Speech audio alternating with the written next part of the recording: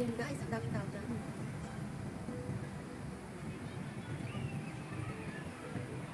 Matalan ko na sila.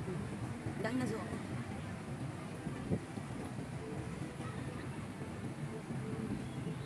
Mag-video lang tayo ng saglit. Nandito tayo sa tuktok ng Shatin. Ayan, maraming tao dyan naglalaro. Yung mga chikwa. Ganda yung laban doon na bulaklak.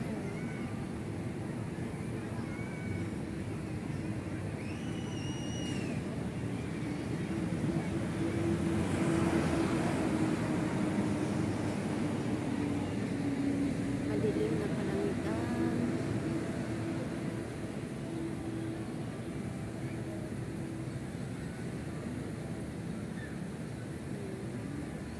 Ayan ang building. Tapos nagdidito tayo sa langit. Maulap. Pababa. Balik. Ayan ang view ng Shatin. Hindi pa yung kabuuan. Dito lang yan sa tuktok sa may terrace sa 7th floor. Kapag wala akong ginagawa, dito ako nagtatambay. Ito yung bago kong hideout. Kasi, mas okay na yung, ayan o, tingnan nyo, basahin nyo. Ayan, Shatin Town Hall. Ayan, mas okay na yung ganito guys, kasi nakaka-relax ng utak at nakakapag-isip ka ng maayos. At saka, isa na rin to sa pagtitipid. Alam nyo naman, may pinapaaral tayo. Hindi basta-basta lagi na lang gala doon, gala dito. Bili doon, bili dito. Kasi may pinapaaral tayo. Ngayon, pag makapagtapos nila sa pag-aaral, tsaka na tayo gagala, puhon. Yung gagalang sulit na sulit talaga ang paggala. Yung wala kang poproblemahin, wala kang alalahanin, na mga gastusin, mga bilihin, na inaalala mo sa tuwing naglalakad ka. Mayroon kang iniisip dahil may mga anak kang pinapaaral. Tapos, bibili ka pa ng groceries, budget sa school, budget sa boarding house, budget sa sasakyan. O, diba? Bonggish. Ayan guys, diba maganda? Kaya, dapat tayo ay maging wise. O, hindi bali na magkanda utang-utang tayo. Ang importante, ang inuutang natin ay napupunta sa ikakabuti ng ating sarili, sa ating pamilya at sa mga anak na pinapaaral. Kaysa naman, pabungga-bungga ka dyan, tapos makakalimutan mo na ang responsibility mo. Bakit ko nasabi? Kasi ganun ang experience ko nung panahong batang-bata pa ako. At I think is at age of 23 or 25, I think, no, 23 started. Nag-start akong mag-abroad 2009 ba? Tapos, ang inano ko, ginugol ko lang dyan nung batang-bata pa ako ay gala doon, gala dito, barkada doon, barkada dito. Hindi ko na naisip yung pamilya ko na suportahan nung mga panahon na yun. Kaya nag-matured lang ang isip ko guys at age of 30 plus. Nagsimula talaga ako na mag-mature yung isipan ko ay at age of 36. Diyan ako nagsimulang mag-mature at nakalipat ako dito sa Hong Kong. At least, dito sa Hong Kong ay ang ganda ng pamumuhay ko dito. Buyag-buyag lang kayo kasi dito napapakinabangan ko yung maturity ko. At young age, hindi ko napapakinabangan yung aking sahod nung nandun ako sa Singapore. Pero may mga bagay kasi na kahit pinaglalanan mo na ng pagod, pero nawawala siya ng kusa. Kasi nga, hindi ka nakapokus doon. May ipon ka man, pero nawawala rin. Nakakabili ka man ng mga pundasyon, pero nawawala rin. Kasi nga, ay, ang tawag dyan, hindi naingatan ng maayos, hindi napangalagaan ng maayos ang mga bagay na pinaka-importante dahil nauna ang gala, shopping doon, barkada dito, disco doon, inom dito, at wala nang inisip kundi ang mag-enjoy. At the last minute ay nagkaroon ng circumstances na hindi maganda. Yun, bonggisios. Gets nyo na yan. Kaya mag-ingat palagi sa paggastos ng pera, maging wise sa paggamit ng pera, dahil hindi lahat ay libre, hindi lahat ay makakaunawa sa iyo, hindi lahat ay matatanggap ka, even your family, kahit sino, asawa mo man, anak mo man, or whatsoever. Ang importante sa ngayon ay isipin na magbago, magtipid, mag-ipon kung may iipunin, hulugan ng is-is kung may is-is, pag-ibig, maghulog sa bangko kung may bangko, magbili ng kalupaan, o ano dyan na business na gusto nyo, basta mapakinabangan natin guys, kasi importante sa atin ang may pera, hindi lang puro pagmamahal, dahil ang pagmamahal ay nandyan lang yan all the time. Kapag wala kang pera, hindi ka minamahal, pero pag may pera ka, ay minamahal ka ng lahat. Abay, special ka pa, nasa unahan ka pa, binibigyan ka pa ng tubig, binibigyan ka pa ng kape, pinipreparan ka pa ng lahat ng pagkain na mayroon sila, tatanungin ka pa, oh, kumusta? Ano na nangyari? Dito ka kakain sa amin, dito ka matulog sa amin, oh. Yung mga ganong tema, oh, di ba?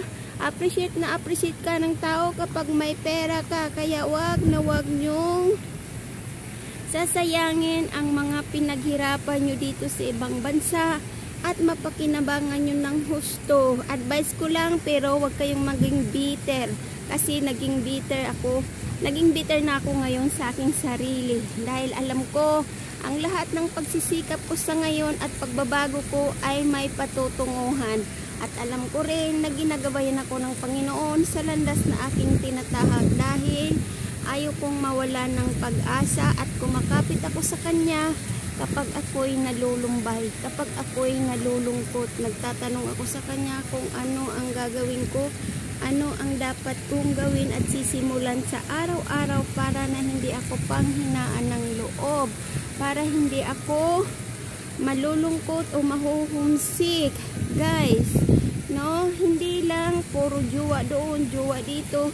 Hindi sabi na bitter ako sa inyo, no, pero advice ko lang, dahan-dahan lang din sa pagmamahal, dahil sa pagmamahal ay pwedeng kunin ang lahat sa iyo. Unang-una, mababalik ka. Pangalawa, malulungkot ka. Pangatlo, mapaghinaan ka na ng loob. Pang-apat, ayaw mo na magtrabaho. At panglima, gusto mo nang mawala dito sa mundo, dahil nawala na yung taong nagmamahal sa'yo, nag-uunawa sa'yo, nag-aakay sa lahat ng bagay kung may problema ka. Pero para sa akin, ay dapat natin panatilihin na masaya, masigla, matatag, at huwag ipasok sa isipan ang very emotional na palaisipan, dahil yan ang makakasira sa buhay mo, yan ang makakasira sa pangarap mo. Instead na ang taong nagmamahal sa iyo, yun ang hahatak sa iyo pababa. Kaya kalimutan niyo siya ng dahan-dahan. Kung kayo ay bigo sa pag-ibig, ay kailangan kayong mag-move on, kailangan kayong mag-isip ng tama kung ano ang gagawin nyo sa pang-araw-araw, kasi kung iyak ka lang, nalulungkot ka lang, nahuhumsik ka lang, at wala ka nang iisipin pa, ay mas lalo lang lalala ang sitwasyon nyo guys, no? Katulad sa akin, dati ayaw kong mag-move on, lagi lang ako umiiyak, laging nagmumukmok, kasi yung taong nagpapasaya sa akin ay nawala na, yung taong nagpapasaya sa akin ay iniwan na ako ng tuluyan, sumama na siya sa iba. Pero okay lang yan, no? Kasi may mga part sa buhay natin na hindi natin makokontrol, may mga part sa buhay natin na kahit anong ingat natin ay ito ay nawawala kapag ipagkaloob na ni Lord na mawala siya sa buhay mo, dahil may mga rason kung bakit ang isang tao ay nawawala sa ating buhay. Kung bakit ang isang tao ay inaalis na ni God sa ating buhay dahil may gusto siyang sorpresa na ibibigay sa iyo na mas higit pa sa lalaki o sa minamahal nyo sa buhay, na ang inisip nyo yun ang makapagbibigay sa iyo ng saya. Pero guys, mayroon pang ilalaan si Lord para sa atin, hindi lang lalaki kundi isang opportunity na makakabago ng buhay nyo. Yun ay kung alam nyo kung ano yun, alamin nyo sa sarili nyo kung ano yun guys. Ayan, kasi dito sa pagbibideo ko ay may naglalab making, nakakaingit naman at ang sweet nila guys, pero wag na natin silang pansinin at ganun talaga ang buhay. Kaya hindi natin maiiwasan na masagi yan ng ating camera kasi ang sweet nila guys. Parang naisip ko tuloy na ako may kayakap rin, charot, oh, diba? Ganun lang guys ang buhay, chill lang, wag umiyak, punasan agad. Wag manatili sa burdens life, wag manatili sa mga burdens na iniisip kasi yun lang ang magpapasira ng mood mo. Yun lang ang magpapasira ng araw mo. Kaya kung ang mga tao man ay umalis sa buhay nyo, umalis sa buhay natin, hayaan nyo na guys. Ipagdasal nyo na lang sila na magiging mabuti ang kanilang buhay sa kanilang pinuntahan, sa kanilang piniling landas, sa kanilang piniling mga tao na gusto nila sa buhay. Ipagdasal na lang natin sila na magiging okay ang lahat para sa kanila. Para naman ay maging mapayapa, magaan ang iyong puso at isipan. Yan lang guys, araw-araw panatilihin ang positive mindset, panatilihin ang healthy habit, at panatilihin laging smile at laging nagsasabi, good morning Lord, I am blessed, I am lucky. Money come to me, swerte come to me, siksik liglig nag-uumapaw na biyaya ang matatanggap ko araw-araw. Good health, prosperity, abundance, happiness, success, and wealth. Ganun guys, no? Magpakatatag tayo guys. Huwag mo sabihin na porkit iniwan na tayo ng ating mga mahal ay kailangan natin gumanon, maglugmok tayo sa huwag. Ipakita natin sa kanila na hindi sila kawalan, na masaya tayo kahit wala sila.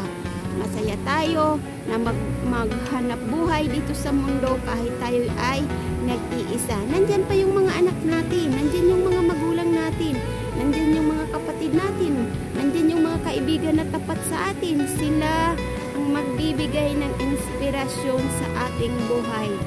Sila ang magbibigay ng saya sa ating buhay. Kahit isa, dalawa lang na kaibigan, okay na yun. Huwag nang maghanap ng iba. Hanggang sa muli, maraming salamat sa pag-like, sa pag-share, sa pag-comment sa aking mga upload video. Bye-bye!